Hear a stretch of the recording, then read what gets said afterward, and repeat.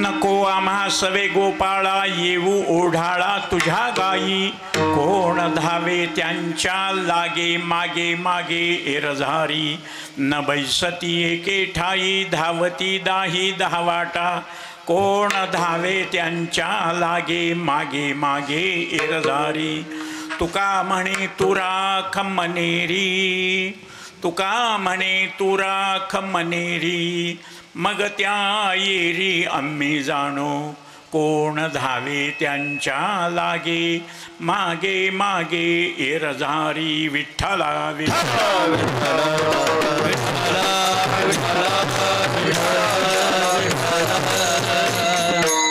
यदक्षरं मनाखेयम् आनन्दं मज केवलम्, श्रीमन्निवृत्तिनाथेति ख्यातमदैवतमाश्रये, यत्कृपाल्लवमात्रेण महिषो वेदपारगः, ज्ञानेश्वरं तमाचार्यं वन्दे बद्धाञ्जलिर्मुदा।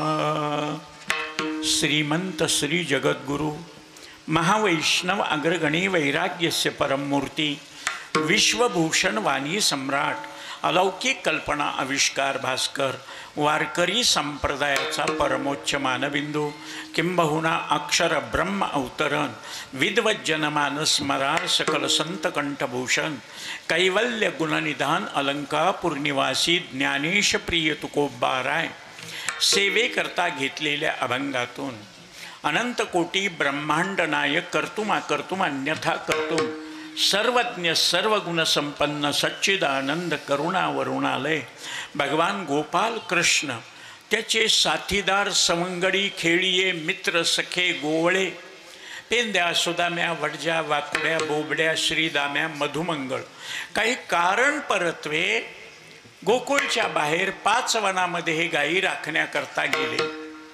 कुंजवन, मधुवन, ताडवन, अंबिकावन आणि वृंदावन. वृंदावनामध्ये कदंब नावाच्या झाडाखाली देवाची भक्ताची तक्रार झालेली आहे आणि ती तक्रार या अभंगात आहे. आज काल्याचा प्रसंग आहे. काल्याचा प्रसंग म्हणजे रूढ नाही ही परंपरा आहे, संप्रदाय. संप्रदायाला शास्त्राचा वेदाचा आधार असतो, रूढीला आधार नसतो, पण शास्त्रात रूढीवरी असी. रूढ आहे. माणूस कामाला निघाला, मांजर आडवी गेली. माणूस सहजच म्हणते काम होत नाही गडे, मांजर आडवी गेली. माणूस कामाला निघाला, मुंगूस आडवं गेलं, अर काम होतंय बाबा, मुंगसानं तोंड दाखविलं, शुभ शकून आहे. रामायणात सुद्धा सांगितले सव्य जाती वायस अपसव्य जाती नको. म्हणजे कावळा कुणीकडे जावा, मुंगूस कुणीकडे जावं. सुवासिनी बाई भरलेली घागर घेऊन आडवी गेली तर काम होतं. विधवा स्त्री रिकामी घागर घेऊन गेली की काम होत नाही. महाराज, ही रूढ कोणी सांगितली? वराह मिहिर नावाच्या ज्योतिषानं ही रूढ आणि हस्तरेख सांगितलेलं आहे, याच्यातलं महत्त्व. मग महाराज, आजच काल्याचं कीर्तन का? काल करायचं होतं, उद्या करायचं, मध्येच करायचं, पहिल्या दिवशी, दुसऱ्या दिवशी, कोणत्याही दिवशी नाही. प्रयोजनम मनुद्दिश्य मंदोपी प्रवर्तते. मूर्ख माणूस सुद्धा फलाचा विचार केल्याशिवाय, प्रयोजनाचा विचार केल्याशिवाय, शास्त्रामध्ये हे षडलिंग आहेत: उपक्रम, उपसंहार, अभ्यास, अपूर्वता, फल आणि दृष्टांत. सिद्धांत कळण्याकरता दृष्टांत, नाविन्य सांगण्याकरता अपूर्वता. जो विषय ठसवायचा त्याला अभ्यास म्हणतात. उपक्रम, उपसंहार, ज्याचा पाया त्याचंच कळस, त्याचं शिखर. पाया एकीकडं, कळस एकीकडं नाही. उपसंहार आणि सुरुवात आणि शेवट, ज्याला आपण पाया आणि कळस म्हणतो ना. उपक्रम आणि उपसंहार एक वाक्यता असली पाहिजे. म्हणून भगवद्गीतेमध्ये सुद्धा, ज्ञानेश्वरीमध्ये सुद्धा, रामायणामध्ये सुद्धा कोणत्याही ग्रंथामध्ये उपक्रम आणि उपसंहार याची एक वाक्यता, याच्यामध्ये हे बसवलेले अपूर्वता, अभ्यास, दृष्टांत, सिद्धांत आणि फल. फल कोणतंही मिळाल्याशिवाय कोणतंच काम कोणी करीत नाही.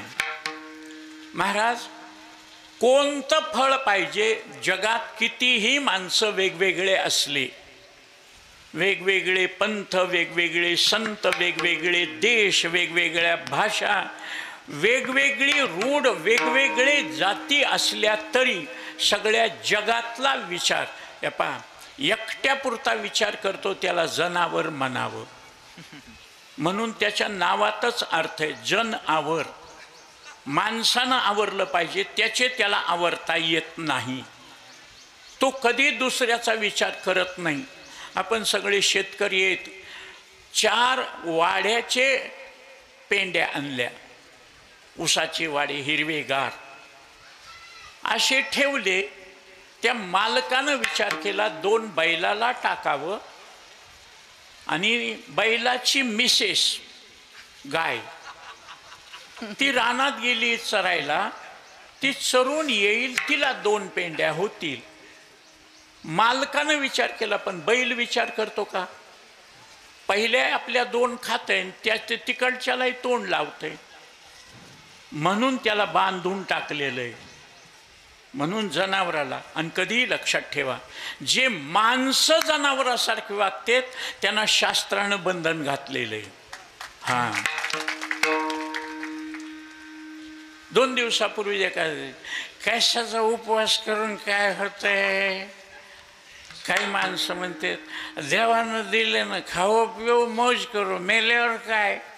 महाराज, आज तुम्ही शास्त्राला डावललं की शास्त्र तुम्हाला सुखाला डावलतंय.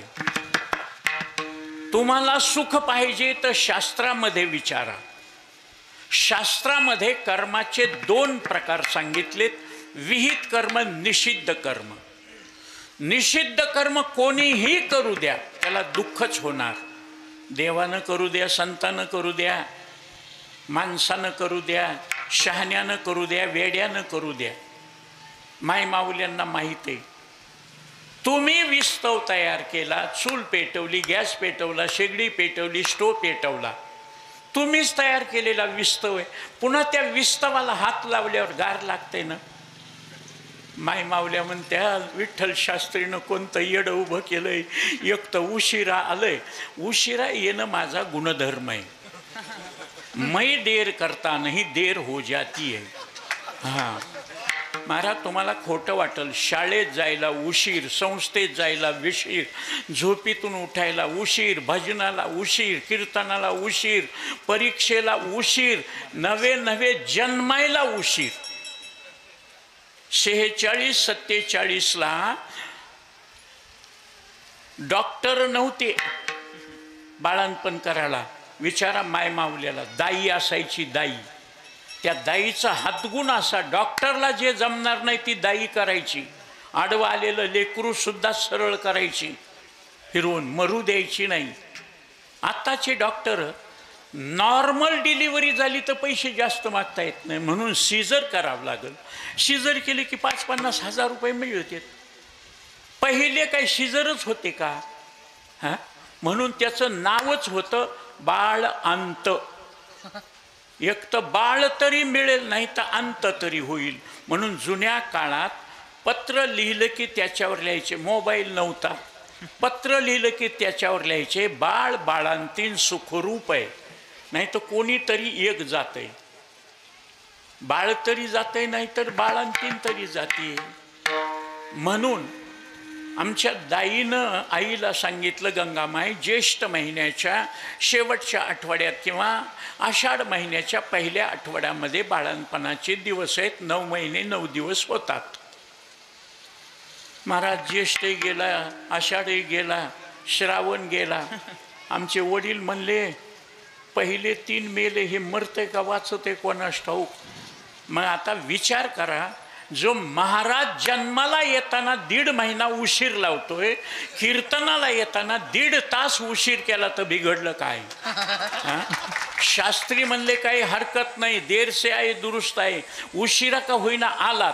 काही काही माणसं उशीर झाल्यावर घ्या भागवून. मलाही तसंच वाटत होतं शास्त्रीजींना फोन करावा, पण मला कळालं रात्रीचे महाराज गैरहजर आहेत. पहिल्या दिवशी राधाताईनं कार्यक्रम केला, पण रात्रीचे महाराज गैरहजर. त्यांच्या जागेवर ॲडजस्टमेंट केलं शास्त्री महाराजानं. आजही मी गैरहजर राहिलो तर महाराज विठ्ठल म्हणता हरले पाप. हां, ही जोडी महाराज सांगायला आली होती. इथं तिकडं वर वर वर वर बसा. झालं असंच आहे महाराज, तुम्ही असं खाली बसू लागल्यावर मग मी गाडीतूनच कीर्तन करतो. ते अंतरून टाकले, बसा तिथं. स्वामीजी तिकडं बसलेत. हां, कसं आहे, कुठंही विठ्ठलाला अधिष्ठान असावं लागतं. असं जमिनीवर उभा करता आलं नसतं का पुंडलिकरायाला, पण विटेवरच का उभं केलं. ऐसा कैसा ऋतू धीट, मागे भिरकाविली वीट. मग आपल्याला वीट नाही तर कमीत कमी घोंगडी. कानोबा घोंगडी तुझी चांगली, मग घोंगडी तरी सोडायची नाही. योगानं तसं जीवनामध्ये कोणीही निषिद्ध कर्म केलं की त्याला दुःख होतंय. का?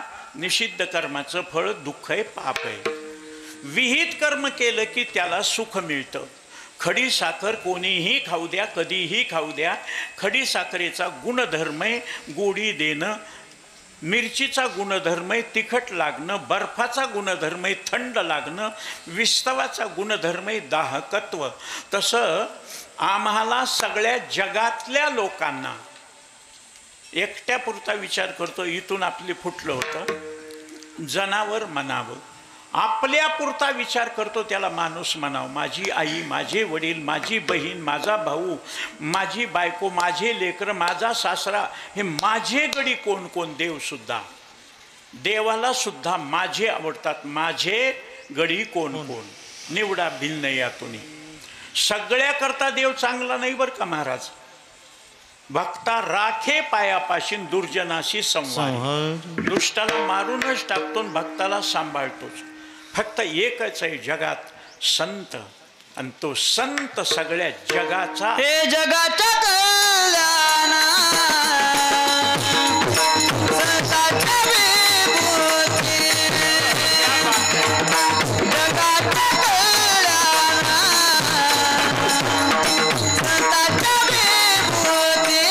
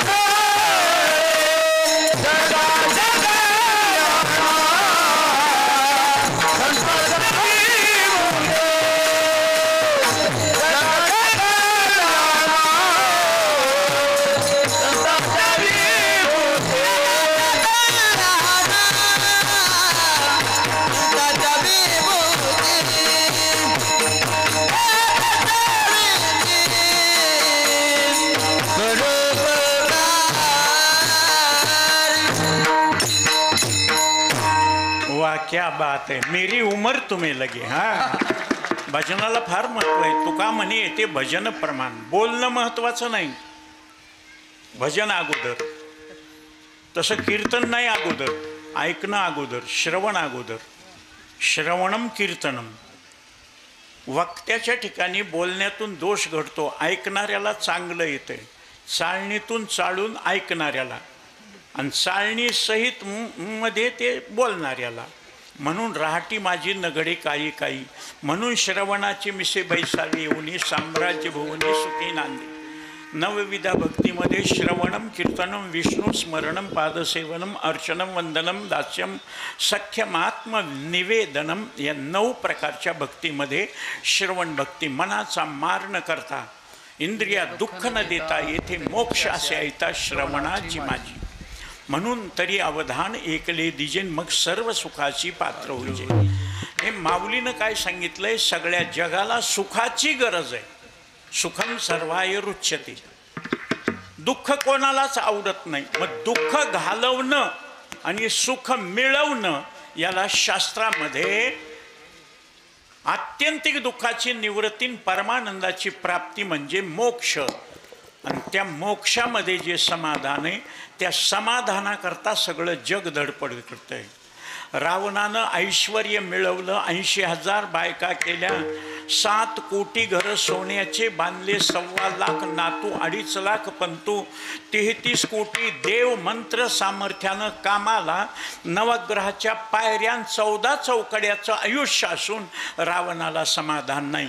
रावणाचा सावत्र भाऊ विश्रव्याचा एडविडापासून झालेला मुलगा, सूर्यवंशातल्या एडविडा, दिष्ट नावाच्या वंशातल्या एडविडापासून झालेला मुलगा कुबेर, त्याला धनसंपत्तीची मालकी. देह हे काळाचे, धन कुबेराचे. म्हणून ते धन इतकं जगातलं मिळवलं तरी त्याला समाधान नाही. ज्ञानानं समाधान मिळत असतं असं जर वाटत असेल तर व्यासा इतकं ज्ञान कोणालाच नाही. माऊली ज्ञानियांचे राजे म्हणतात, व्यासोच्छिष्ट जगत्रय.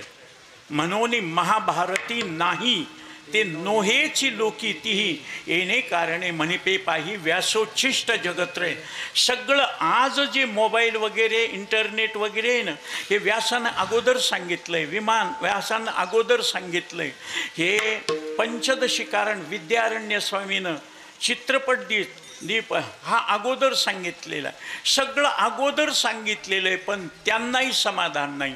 मनासारखी बायको महान पतिव्रता, समाधान नाही. मुलगा जागतिक कीर्तीचा, शुकासारखे पूर्ण वैराग्य ज्याचे, त्यांनाही समाधान नाही. मग समाधान नाहीच का आहे? कोणी सांगितलं समाधान कसं मिळतं? नारदानं सांगितलं. नारद ऋषी व्यासांच्या भेटीला निघाले आणि नारद ऋषीची पद्धत अखंड खंडेना जीवन रामकृष्ण नारायण भजन करीत.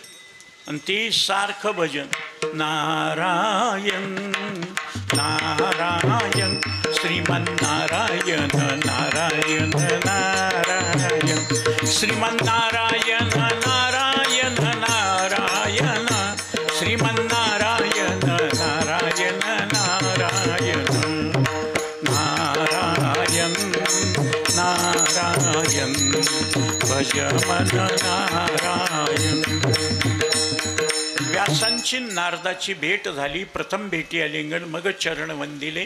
चेहऱ्याकडे पाहिलं आणि नारद ऋषी बोलून गेलं, का हो, जागतिक कीर्तीचं तुमच्याकडं ज्ञान असून सुद्धा समाधान नाही. कशाहून ओळखायचं समाधान नाही? कशाहून लक्षण प्रमाणाभ्याम वस्तुसिद्धी. ज्या माणसाच्या डोळ्याच्या खाली काजळी येते ना, तो मनुष्य जरी बोलत असला, काय नाही सगळं व्यवस्थित आहे, नाही, मनात कुठंतरी काळजी आहे. काळजीशिवाय काजळी येत नाही. वा, बरोबर ओळखलं. खरं सांगा, नाही म्हणले सगळं आहे पण समाधान नाही. कधी कधी माय माऊली महाराज भाजी केली, तेल भरपूर, मसाला भरपूर, जिरे भरपूर महाराज, लसूण भरपूर, कांदा भरपूर, MDH मसाला महाराज, एव्हरेस्ट मसाला, हे असे मसाले टाकले खूप. पण खायला गेले की असं वाटतंय आज भाजी जमलीच नाही, फोडणी जमलीच नाही, आणि कधी कधी तेल कमी, जिरे मोहऱ्या कमी, महाराज लसूण कमी, पण अशी फोडणी साधती की चाटून खाते. आज भाजी लई चवदार झाली. का? या वस्तूवर भाजीची किंमत नाही, ती फोडणी साधली पाहिजे. हां, नाही कळालं? हां, माझ्या मनासारखं झालं बाबा. कारण या बाबाला इथं बसलेलं तिथं वारं अडवू लागला. हां, त्या दोघाचं वारं ती अडवू लागला.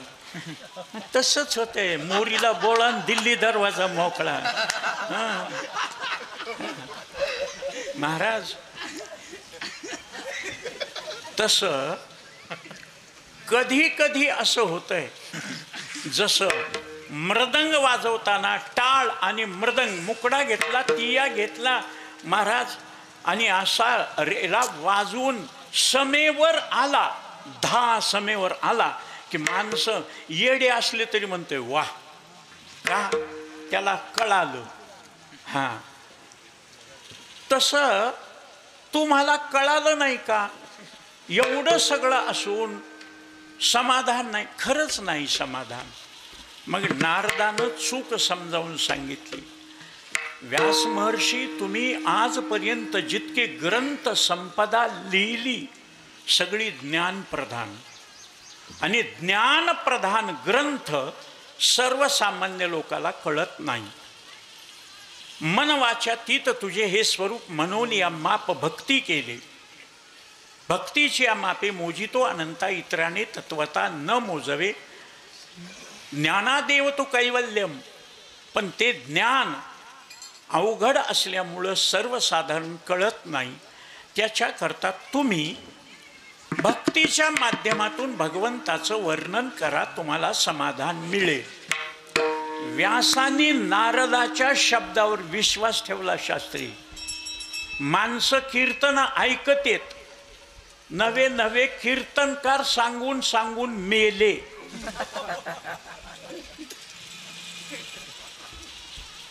ऐकतेत, पण वागण्यात फरक पडतो का?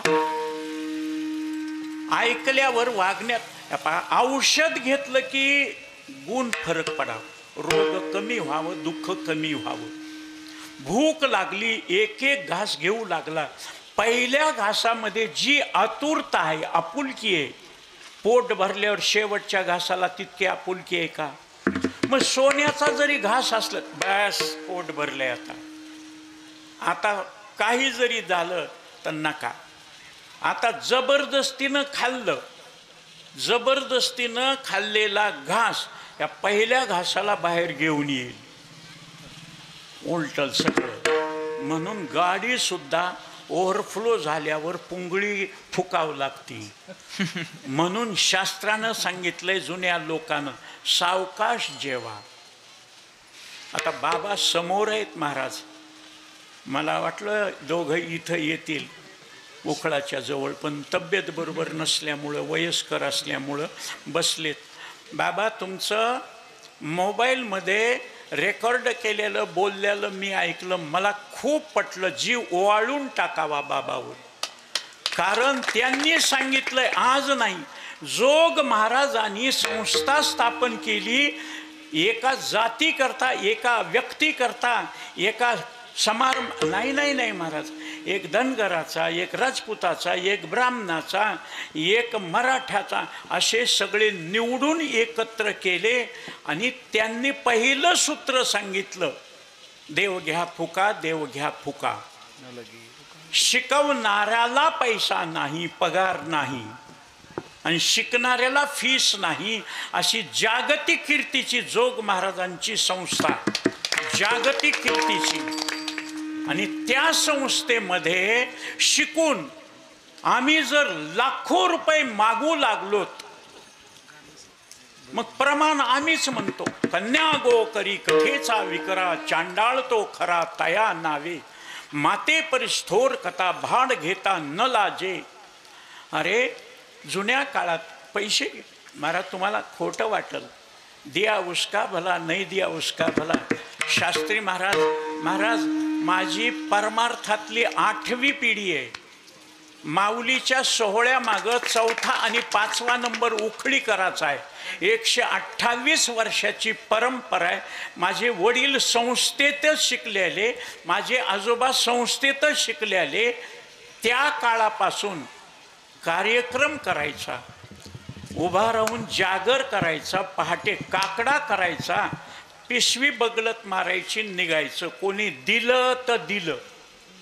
आमच्या आजोबाला एका गावात, ते मीनचे 1930च्या अगोदरची गोष्ट, 1930 ते 37 पर्यंत लक्ष्मण महाराज इगतपुरीकरांचे शिष्य माझे वडील, आणि मी गेलो त्यावेळेस दांडेकर मामांच्या शेवटचा काळ. त्यावेळेस एका गावाला लोकांनी आवड झाली म्हणून 7 दिवस कार्यक्रम केल्यानंतर मीनचा रोकडा होता ना जुना बाबा, चांदीचा, छनाना वाजायचा, 16 रुपये झाले सगळ्या गावातून. एवढा पैसा काकांना जमला, सोपान काका महाराजांना, म्हणून त्यांची बैलगाडीमध्ये हलकी वाजून मिरवणूक काढली. आता महाराज 10-15 रुपये लेकरं घेईन, काय यायलंय याचं, पिझ्झा यायलाय का, बर्गर यायलंय का? हा, जुन्या काळात काय म्हणत होते, आंधळ्याला पैसा. आता पैसा चलायलाय का? 4 आणि 8 आणे चलनत. काही दिवसानं तो रुपया बंद पडतंय. अरे 2000च्या नोटा, 1000च्या नोटा बंद झाल्या. लोक म्हणाले, महाराज पैसे घेऊन जा, 1000ची नोट आहे, चिल्लर आहे का? मी म्हणलं, का बाबा, तुम्ही 500 घ्या दक्षिणा आणि 500च वापस द्या. मी म्हणलं, एकदम 500 रुपये, 2 रुपये, 10 रुपये, 5 रुपये देणं गोष्ट वेगळी. आता जेवण करून सुद्धा महाराज 50-50 रुपये घेऊन आलो मी खिशात. हां, इतकं काम आमच्या ताईनं केलं, गरम गरम, आणि दक्षिणा घेऊन आलो. मला सांगा मग, हां, उखळात काहीतरी टाकल्याशिवाय काढायचं नसतं. आणि तुम्हालाही माहीत आहे शास्त्रीजी, उखळात ठेवलं की त्याला मुंग्या होत्यात. म्हणून माझ्याजवळ पैसा आला की मी कोणत्याही मंदिराला, कोणत्याही संस्थानला, कोणत्याही देतो. माझे वडील म्हणले, एकुलता एक लग्न नाही केलं तर माझं काही घ्यायचं नाही. म्हणलं, नाव तर घ्यावं लागेल ना, केशव कुणाचा, पंढरनाथ महाराजाचा. बस झालं म्हणलं तेवढं. नामासाठी पार पावेल नावाकरता, बाकी धनाचं काय आहे, काय नाही काय, या धनाचा न धरी विश्वास. हां, नाही आहे ना, मी काळजीच करायचं नाही. जिथं कमी तिथं आम्ही. हां, म्हणून काळजी करायचं नाही. सगळ्यात अगोदर ज्या नामदेवरायानं ही परंपरा कीर्तनाची संप्रदाय सकळाचा येथून या, त्या नरसी नामदेवला गेले, तिथली अवस्था बघितली. त्यावेळेस म्हणजे 27 वर्षाच्या अगोदर 1,11,111 रुपये तिथं देणगी दिली आणि तिथलं काम सुरू केलं. आता शासनानं 38 कोटी रुपये मंजूर केलेत गडावर. ज्ञानोबारायचं मंदिर व्हायला दृष्ट लागण्यासारखं. आळंदीला गेलं, आणखी कुठं माऊलीचं मंदिर बघण्यासारखं भगवान गडावर. नामदेव शास्त्री स्वतः प्रयत्न करून गावोगाव, अरे ऊसतोड कामगार बिचारे रात्रंदिवस मेहनत करून लाख रुपये द्यायलेत. 70च घरामध्ये 1,21,00,000 रुपये गोळा झाले. आमच्या संस्थेच्या सप्ताहामध्ये बाबा, पहिल्या शताब्दीमध्ये 1,78,00,000 रुपये शिल्लक राहिले. पावती घेऊन कोणीच संस्थेचं माणूस फिरलं नाही. मला माहीत आहे, कारण संस्थेचा अध्यक्ष आणि तेवढा मोठा कारभार झेपत नाही, म्हणून मी राजीनामा देऊन मोकळा झालो. 500 विद्यार्थी. रात्रीच्या 1:30 वाजता मला फोन, हॅलो उखळीकर दादा आहेत का? हो. संस्थेचे अध्यक्ष आहेत? मी म्हणलं हो. उद्या आमच्या नाश्त्याची काय व्यवस्था आहे? ठेव फोन खाली. म्हणलं, हां, माझी पत्रवाळी जागेवर नाही, तुझा दुरून उड्या मारायला. आणि माझंच महाराज जगणं. ताई सांगितलं ना, आज 43 वर्षापासून माझ्या आकाशची आजी धुणे भांडे करून मला जीव घालती महाराज. परळीत त्या 2 घराशिवाय मी पाणी पिलं नाही. 75% माझे सगळे पाहुणे नातेवाईक, भाऊ, मावस भाऊ, मावस बहिणी, बाचे मोठमोठे अधिकारावर आहेत लातूरला. कोणाच्याच इथं पाणी पित नाही मी. का? त्यांच्या प्रत्येकाच्या इथं शिकलेले, नोकरीवाले, पैसेवाले अंडे घरी. आणि ते म्हणतात कुछ नाही होता, संडे हो या मंडे, रोज खाऊ अंडे. का? अरे कोंबडीच्या पोटातून निघालं, तो जीवच आहे तो. नाही म्हणले, त्याला जीव नसतो, उभवल्यावर त्याच्यातून पिल्लू निघते. तसंच पोटातून आलं की त्याच्यात जीव नसते. मग मी महाराज दसकट छाप आहे. भाऊ जरी असला, मोठा कलेक्टर जरी असला, तर मग म्हणलं दादा मॅगी म्हणून जंत खावे, पोटातून पडतात ना, जंत खावे. असा कसा बोलला केशव मला, असा कसा? विठ्ठला विठ्ठला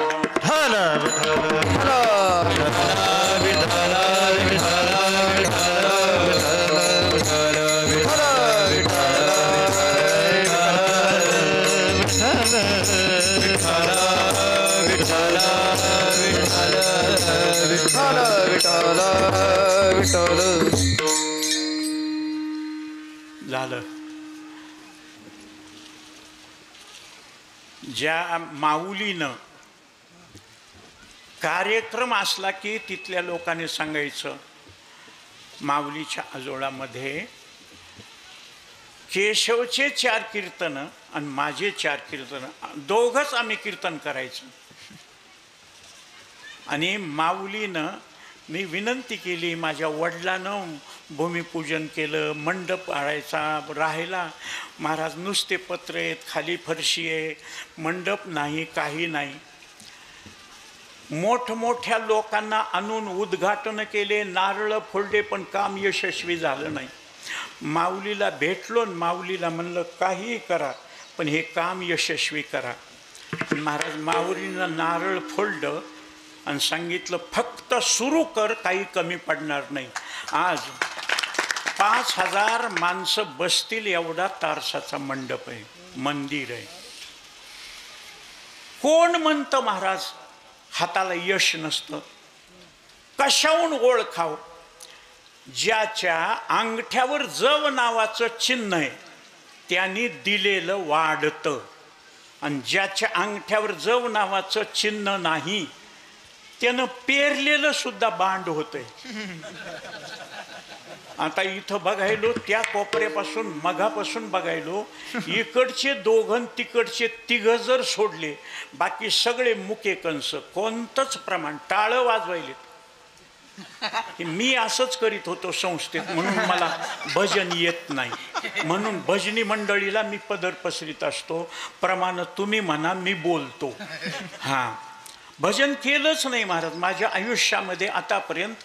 संस्थेत एक अभंग म्हणलाय, तेही म्हणणाऱ्याला जवळ घेऊन तू गुणगुण कर. नाही तर महाराज मला भजनच का अवघड वाटतं. स्वराचा, तालाचा, शब्दाचा, आरोह अवरोह, संवादी विवादी, हे सगळं जमलं तर फोडणी व्यवस्थित. नाही तर आताची टाळी सुद्धा तालात वाजत नाही, कांडण यंत्रासारखी. नियम आहे. आता बघायची का तुम्हाला परीक्षा?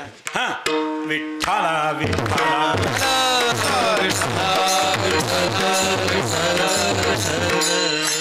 बरोबर टाळी. नाहीतर विठ्ठला विठ्ठला विठ्ठल. हा, मग महाराज काय गातो ते कळेना, राग आळवितो नाना. तसं नाही, भजनाला फार महत्त्व आहे. आणि म्हणूनच जीवनामध्ये भजन आणि त्या भजनाचा जीवनभर आनंद भोगला. जीवनात भजनाचा आनंद. महाराज पुष्कळ ठिकाणी लक्ष्मण शक्ती मुक्तोत्सवाला माऊली बसायचे उत्तरेश्वर पिंपरीकर वाचायला आणि मी सांगायला. अक्षरशः थर्मलमध्ये कार्यक्रम ठेवला आणि या अभंगावर मला केशवचं कीर्तन ऐकायचं म्हणून माणूस माझ्याकडं पाठवला, फेटा बांधून घेऊन या. मी म्हणलं माऊली अगोदर सांगायचं, लोकांची इच्छा मी कीर्तन करावं पण माझी इच्छा तुम्ही कीर्तन करावं. समोर बसून माऊलीनं, महाराज नामदेव शास्त्री सुद्धा कीर्तन म्हणलं, नाही नाही नाही नाही आता माझ्या मागं काम आहे. मग आमच्या ड्रायव्हरनं निर्गुण महाराज त्यांनी म्हणले नुसता हजर राहा. आले असं समोर बसले आणि मी सांगितलं या भंगावर मला नामदेव शास्त्रीचं ऐकायचं आहे आणि त्यांनी 2 तास कीर्तन करायचं. जय विठ्ठल केला, समोर बसलो. 2 तास त्यांनी. कोण म्हणतं माणूस ऐकत नाही, ऐकण्यासारखं तुम्ही वागा. शब्द कोणी टाकल्यावर काम होतंय का? ज्ञानोबारायनं भिंत चल म्हणलं की चलतीन, आम्ही चालू गाडीत बसलो की बंद पडतो. नेवाशाला ज्ञानोबारायनं मस्तकावर हात ठेवला आणि सच्चिदानंद बाबा उठा ज्ञानेश्वरी लिहायचं म्हणलं की मेले माणूस जिथं उठवेल. आमचं दुरुस्त झालेलं. महाराज दवाखान्यात गेलो, 3,500 हजाराचे इंजेक्शन घेतले, 4-5 लाख खर्च झाला, पण आता बरं आहे.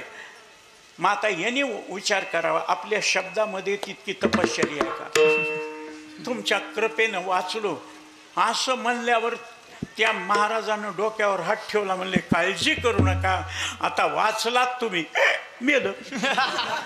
कारण हे जन्मात खरं बोललं नाही म्हणून बोलल ते खरं कसं होईल? माऊली कधीच खोटं बोलले नाहीत. माझ्या सत्यवादाचे तप वाचा केले बहुत कल्प, म्हणून स्त्रियेचा तो केला पुरुष उभा. चमत्कार संतांनी घडले ते जगाला भुलावण्याकरता नाही. प्रसंग पडला म्हणून चमत्कार करावं लागले. का पैसे मिळवले माऊलीनं? 10 रुपये 10 रुपये रेडा बोलणार 10 रुपये. प्रसंग पडला तसा. ज्ञानदेव म्हणे बोले रे ऋग्वेद ओंकार मूळ शब्द प्रणवाचा. आणि परिणाम कधी होतोय? तपसाधना झाल्यावर. दातृत्वाची तपसाधना झाली, जन्मात कोणती गोष्ट कमी पडत नाही. महाराज बरोबर आहे ना? आजही माऊली गेल्यानंतर अन्नदान कमी झालंय का? त्यावेळेसपेक्षा 10 पटीनं अन्नदान वाढलंय. कारण जाता येता मी कार्यक्रम केलेले, मी पारायण केलेलं आहे तुमच्या इथं. का? आशीर्वाद मिळावा म्हणून. ज्यावेळेस शास्त्रीजीनं सांगितलं, मी म्हणलं रात्रीचं कीर्तन केळगाव जवळ आळंदीच्या जवळ 9 किलोमीटरवर आहे. रात्रीचं कीर्तन करून पहाटं निघायचं, इथं यायचं, इथलं कीर्तन करायचं. आणि छोटे माऊली कदम माऊली आळंदीच्या संस्थेचे शिक्षक, त्यांनी शहापूरला संगमनेरजवळ कार्यक्रम दिलाय, तिथं जायचे. मग काही लोक म्हणतील महाराज एवढी पळापळी कशा करता? फक्त नामाची बदनामी होऊ देऊ नये. आमचे वडील आणि आजोबा मरण पावले पण कार्यक्रम बुडाला नाही. महाराज तुम्ही तर पुष्कळ ठिकाणी येत नाहीत. मग त्याचं एक कारण सांगू का? हॅलो, कार्यक्रम दिला, पत्रिका छापली, पत्रिका पाठवली, किती वाजता येणार, जेवण अगोदर का नंतर, सगळं विचारतेत. आणि महाराज दुष्काळी परिस्थिती निवडणुकीचे असल्यामुळं सध्या वर्गणी काही जमली नाही, काम अधूरच राहिलंय आणि भागवून घ्यावं लागल म्हणलं. त्यावेळेसच सांगत नाही बरं का, मी लगेच सांगत नाही तुम्ही बी भागवून घ्या म्हणून. ऐन कार्यक्रमाच्या दिवशी हॅलो विठ्ठल शास्त्री का? हो. काय महाराज निघालात का नाही? अचानक शुगर वाढली, डॉक्टरनं सांगितलं हालचाल करू नका, झटका येऊन मरताल, सलाईन लावलेलं. खरंच आहे का हे? कशामुळं? मग हे नी नांदीला 17 बुद्धी फुटलं कपाळ बांधली चिंती, नांदायचंच नसल्यावर. महाराज पुष्कळ. मी नाही कोणालाच म्हणत नाही, कधीही कार्यक्रम सांगा महाराज शुक्रवार, हो रविवार शुक्रवार आम्ही दुसऱ्याला दिलाय, तुम्ही बर. महाराज असं कसं? जायचं नाही ना? मग जायचं नाही त्याला आजच कशाला नाराज करायचं? हो म्हणायचं आणि चल पुढे म्हणायचं. असं म्हणूनच महाराज टिकलोय. नाही तर फुकटची वैरण हागवणीला काळ. महाराज फुकटे देणगे देते म्हणून कुणी मला पळवू लागलं. उखळ वेड नाही, उखळी कर वेडा नाही. हां, महाराज 18 कीर्तनकार, भागवताकार, रामायणाचार म्हणणारे वाजवणारे उखळी करामध्ये. पंढरपूरला मठ, आळंदीला मठ, त्र्यंबकेश्वरला दिंडी, देहूला दिंडी, पैठणला दिंडी, माऊलीच्या पाठीमागं दिंडी, पड परळीला दर महिन्याला एकादशीला कार्यक्रम. पण मी कशातच नसतो. नतेषु रमते बुधा. कारण मला संस्थेचा कारभार झेपत नाही म्हणून राजीनामा दिला. मी मनानं राजीनामा दिला अगोदर. कोरेकर बाबा म्हणले राहायचं ना, सगळे लोक गुणदोषासहित तुझ्यावर प्रेम करतात, राहायचं. मी म्हणलं मला जर एवढा 500 विद्यार्थ्याचा कारभार झेपला असता तर महाराज उगे 1-2 तरी लग्न केले असते ना मी. एकुलता एक आहे हो. माझे वडील म्हणले तुला लग्न करायचं तर माझी इस्टेट घ्यायचं नाही. म्हणलं नाव घेईल. त्यांच्या देखत शेती विकली, शेतीचे सगळे पैसे संस्थेला देऊन टाकले. लोक म्हणले तुम्ही कमवलेलं गाड्या आहे, अंगठ्या आहे, लॅकिट आहे, बँक बॅलन्स आहे, प्लॉट आहे. 78ला दुखण्यातून उठल्यावर सगळं संस्थेच्या नावानं मृत्यूपत्र केलं. पाहुणे जे येत होते ना, गरिबी होती त्यावेळेस कुणी आलं नाही. आणि मला पैसे दिसले, सब पैसे की भाई. नाते लांब लांबचे नातेवाईक जवळ यायलेत. केशव कसं आहे, केशव कसं आहे. महाराज तुम्हाला खोटं वाटलं, धनंजय मुंडेनं खोली बांधून देतो, संडास बाथरूम बांधून देतो म्हणल्यावर मी बांधायचं नाही. मी नसल्यावर जर ह्या पत्र्यामधले लोक हललं तर इथं सगळे थाट केल्यावर महाराज तुम्ही जा कीर्तन भजन करा, आम्ही राहतो तिथं. अरे वा, सब सटके ना हम हटके. तुम्ही संडास बांधून देताल, हाकताल तुम्ही, मी साफ करायचं का? महाराजच झालो ह्याच्याकरता. खर्च करायची गरज नाही. तुम्हाला खोटं वाटेल, 1 रुपया माझ्याकरता खर्च करत नाही. पण देवा करता दिलेले, देवा करता संता करता देऊन टाकायचे. एकही मंदिर, गाथा मंदिर, गीता मंदिर, ज्ञानेश्वरी मंदिर, भागवत कुठंही महाराज असं दिसलं आणि काम आडलंय म्हणलं की पैसे कमी नाहीत, भरपूर पैसे आहेत. 3-3 हजाराला महाराज प्लॉट घेतलेले आहेत, लांबचे लांब. 3 हजाराला प्लॉट, 52 प्लॉट घेतलेत. आता ते वापस मागायला 2 कोटीला. कारण त्या प्लॉटमधून बायपास रोड गेलाय, रोडच्या कडीचे जागा दुप्पट महाग. वापस दे केशव. मी म्हणलं राहू दे ना. काय लेकर बाळ रडायलेत का, बायको रुसायली का, दागिने नाही का, पोराला पुरीचं लग्न करून हुंडा दे. काहीच काम नाही महाराज. 1 रुपया खर्च नाही. दवाखान्याचे हैदराबादला महाराज ऑपरेशन केलं. तिथल्या डॉक्टरनं सांगितलं, माझ्या भाच्यानं सांगितलं मामाकडे पैसे आहेत पण अंथरुणात पडलं तर मरून जातील, कोणी बघायला नाही जवळचं. 6 नॅरो सर्जन आणून डोक्याला छिद्र पाडून रक्त काढलं. महाराज 5.5 महिने हैदराबादच्या दवाखान्यात होतो. माऊली होते ना, मी हैदराबादच्या एशियन टेक्नॉलॉजीमध्ये होतो. 5.5 महिने डॉक्टरनं सांभाळलं. तुम्हाला सांगितलं, तिथल्या मॅनेजरला सांगितलं पंडित जी का पैसा नहीं लेना, वो आलंदी के संस्थे का अध्यक्ष है. मग आता मला सांगा, कुठं त्या आंध्र प्रदेशामध्ये माझं कीर्तन ऐकलंय का त्यांना संस्था माहीत आहे? पण ते जर माणसं जोग महाराजांच्या शब्दाला एवढं वजन आहे, मग मला पैसे घ्यायला शोभल का? मग महाराज तुम्ही घेतच नाहीत का? दिया उसका भला, नाही दिया उसका भला. जेवायला बसायचं, वाढीत राहिलं, खायचं, पोट भरलं, नको म्हणायचं.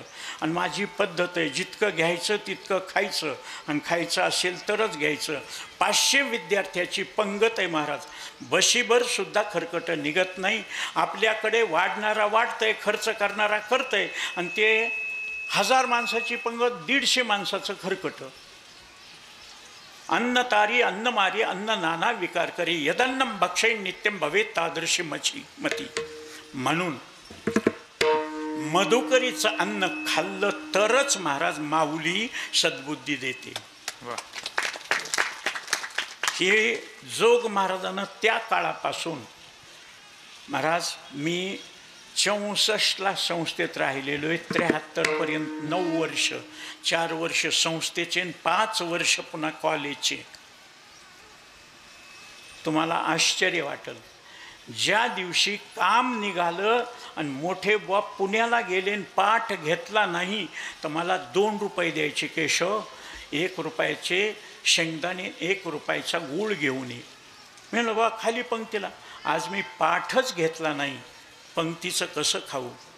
या संस्थेच्या नियमातून आलेले वारकरी संप्रदाय महामंडलेश्वरापर्यंत, शास्त्री कोविदपर्यंत महाराज अख्ख्या जगामध्ये संस्थेचं नाव लौकिक घेऊन फिरलेले.